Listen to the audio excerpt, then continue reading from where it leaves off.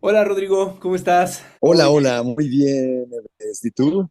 bien, también bien contento de que platiques con nosotros de tu experiencia. Primero platícanos, este, bueno, te llamas Rodrigo, te apellidas Martínez Sí, y Simón. cuéntanos, ¿a qué te dedicas, desde cuándo y como por qué te dio por ese rollo? Pues tengo 25 años dedicado a la locución comercial y al doblaje de voz.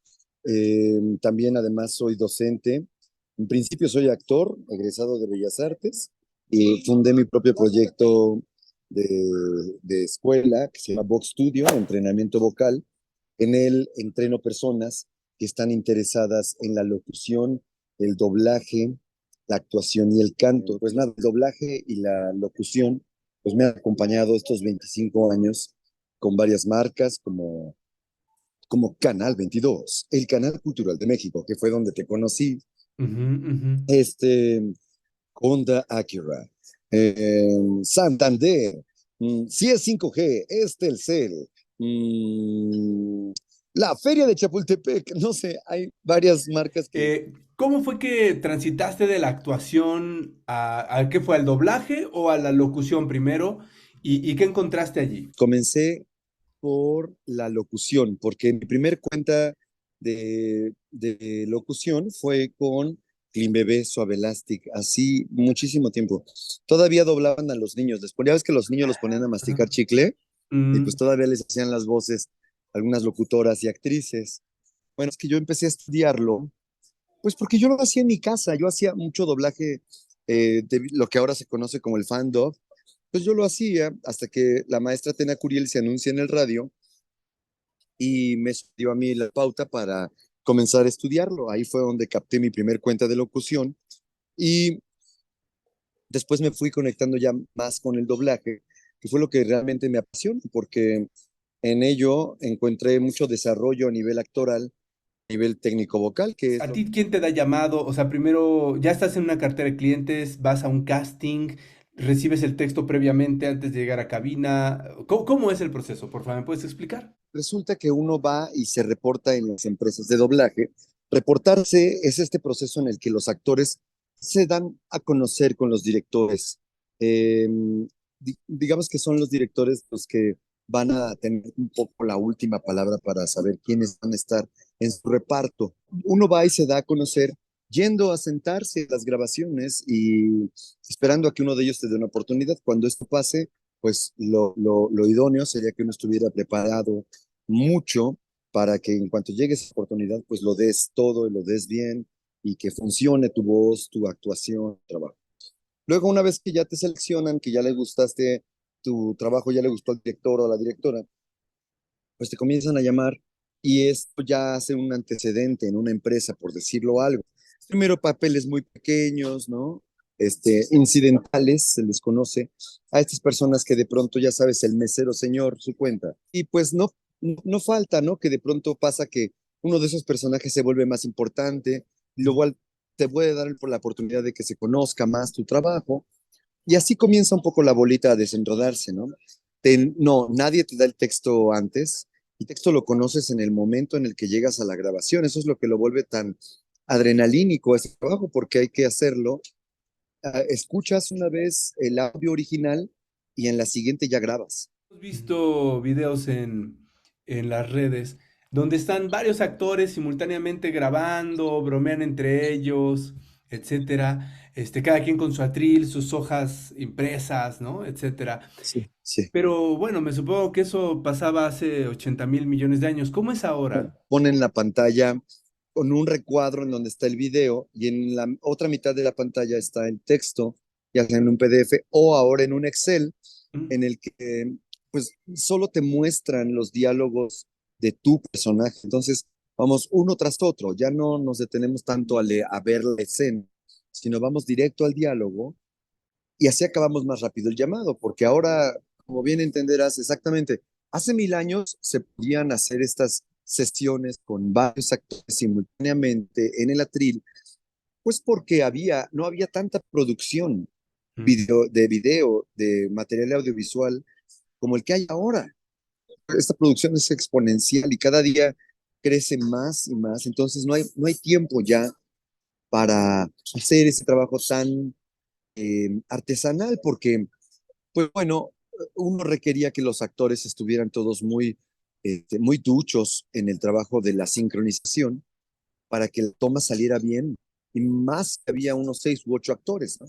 Ahora solo estás tú en la cabina, y al estar solamente tú, solo te ocupas de tus diálogos, Ok. y hay O sea, hay el un director de director. doblaje, ¿ok?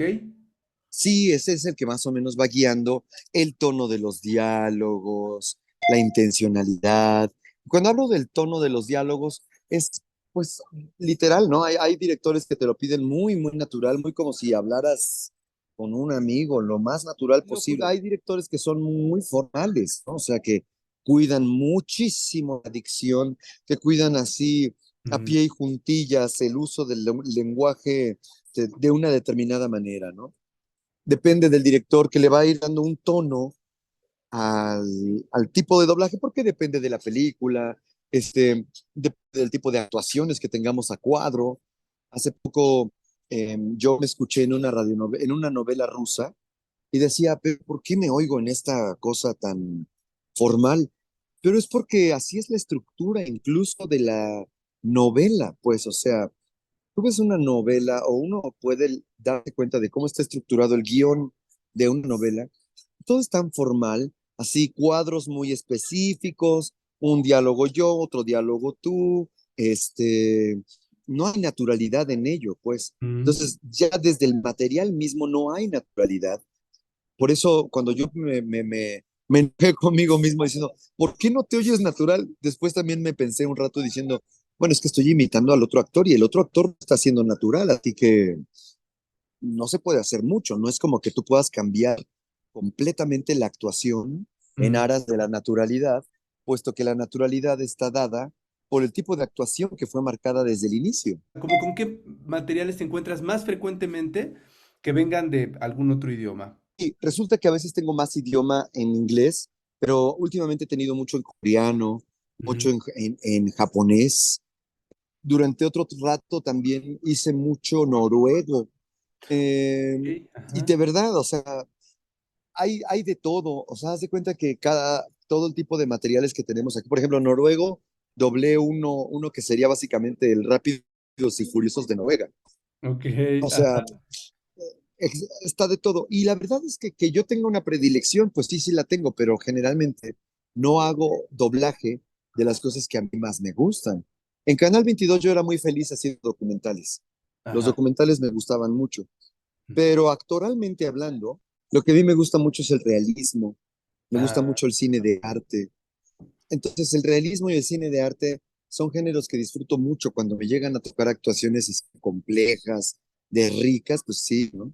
Pero pues la generalidad son películas, pues simplemente son de estas tramas que se producen a destajo, ¿no? O sea, no hay nada complejo en los personajes, algunos llegan a ser comedias, algunas llegan a ser series, alguna que otra sitcom, ¿no? Pero nada que realmente a mí me llame la atención a nivel de profundidad actoral, por eso te digo, ¿no? Lo que más hago son villanos.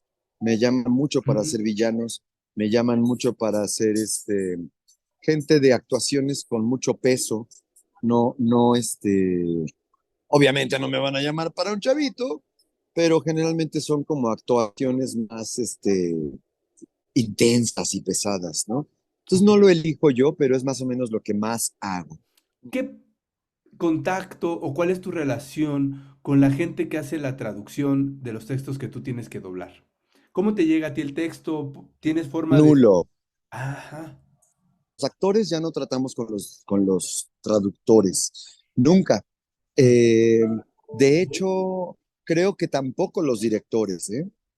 Generalmente ya nos mandan estos textos ya hechos.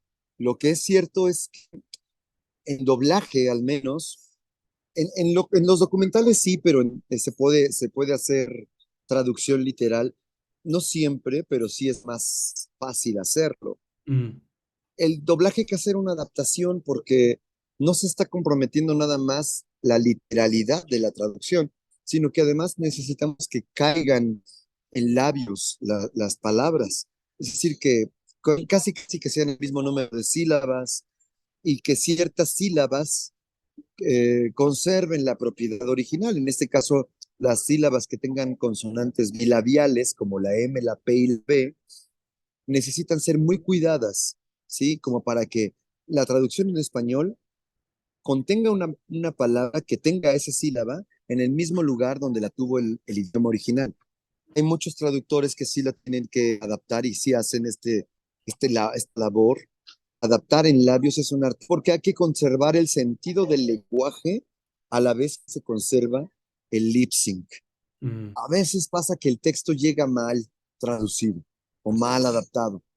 Y ahí vamos entendiendo un poco sobre el contexto, vamos haciendo intervenciones al texto que nos permitan sobre todo transmitir una idea en español que suene lógica, porque hay veces que creo que hay traductores que se pierden con traducir literalmente, ¿no? Y nosotros en doblaje lo que yo siempre les digo a mis alumnos al menos es que nuestro compromiso es con el español, no mm, con el idioma original.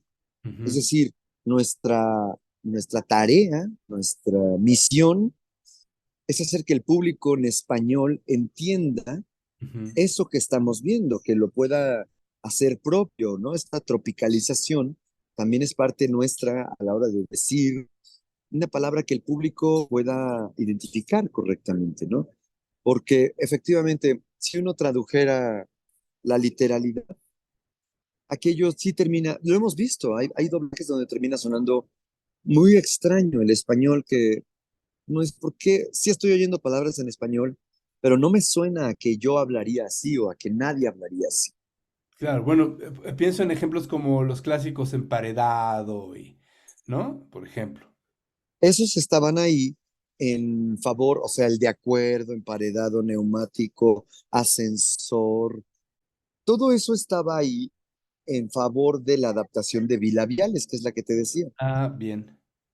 Y entonces se usan como comodines, ¿no? O sea, dices, bueno, si tienes el mayor número de labiales al principio de la frase, pues ahí pones la palabra que tenga más labiales en español, ¿no? Entonces van como intercambiando y a veces en esa adaptación, pues mucho de la gramática se ve alterada, violentada, porque le estamos haciendo todo lo posible para que coincida con los labios. Ujú. Entonces, ahí también encuentras directores que dicen, ya olvídate de las labiales, Ah, bien.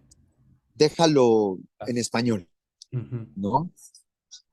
Pero es muy poco, ¿eh? Todavía hay muy pocos atrevidos que hacen eso. ¿Cómo juzgas una mala traducción cuando ya estás frente al micrófono? Cuando, cuando escucho muy poca creatividad con el lenguaje, Mm, cuando se nota, y es que, mira, lo juzgaré. Hay veces que están más enfocados en darle la traducción literal al texto que en hacer que coincida o hay veces que se pierden en la naturalidad del lenguaje, se pierde muchísimo la naturalidad y entonces nos burlamos a veces en la cabina de, ¿quién habla así? Nadie dice las cosas así, al revésadas, ¿no? Hay veces que los personajes llegan traducidos cual Yoda. Me imagino entonces que una buena traducción es aquella que mantiene el sentido, conjuga las labiales en su lugar y al mismo tiempo es natural. O sea, esas tres, podríamos decir, cuando se logran esas tres, se conjugan esos tres espacios, tenemos una buena traducción. Si tuvieras enfrente a la traductora o al traductor que va a hacer su trabajo con la próxima serie que vas a estar doblando, ¿qué le pedirías? Que escuche lo que está escribiendo. Como Mm, decías, en una pequeña lectura, ni siquiera creo que sea una lectura de sentarnos, ¿no? Sino que después de traducirlo, antes de darlo por bueno, lo diga en voz alta, mm, diálogo por diálogo, si sea, no sé, porque hay veces que se nota que hay mucho trabajo intelectual, pero mm, poco trabajo de suene a español vivo. mm. Eso creo que sería como la cosa, que suene a español que se usa en el Claro. cotidiano. Con el lenguaje inclusivo, ¿te has topado ese asunto en tu trabajo?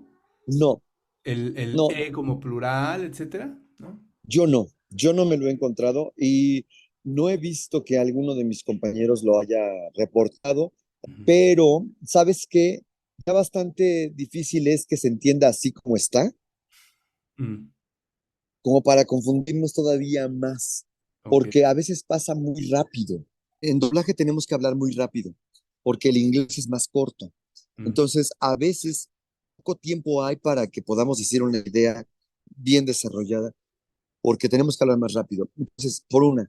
Y por la otra, tendría que ser una trama muy específica. No hay ninguna prohibición para usarlo, pero para que eso se empiece a volver ya algo normalizado, primero tendríamos que empezar por que haya más representación visual de varios personajes trans desde el producto inicial, ujú, desde el ujú. Estados Unidos o en cualquier otro país que produzca un material audiovisual, tendría que producir desde su génesis un personaje o varios personajes trans.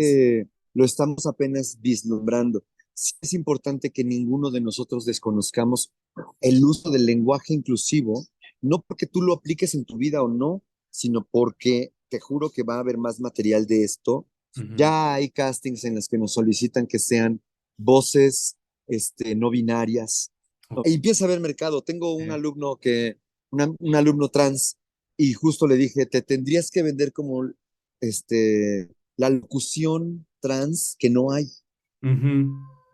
Yo creo que tendría mucho mercado, pero el tiempo lo dirá. Gracias, gracias, Rodrigo. ¿Dónde te encuentran? Ah, Ajá. me encuentran en las redes sociales de mi escuela, de Vox Studio, V. Vox como la forma de decir voz en latín, y Tudio como el restante de la palabra de estudio, nada más que sin la S. Bueno, ya sé, es muy complejo, pero es la ñoñería que inventé para el nombre de mi escuela y la defenderé mucho. Se llama Vox Studio.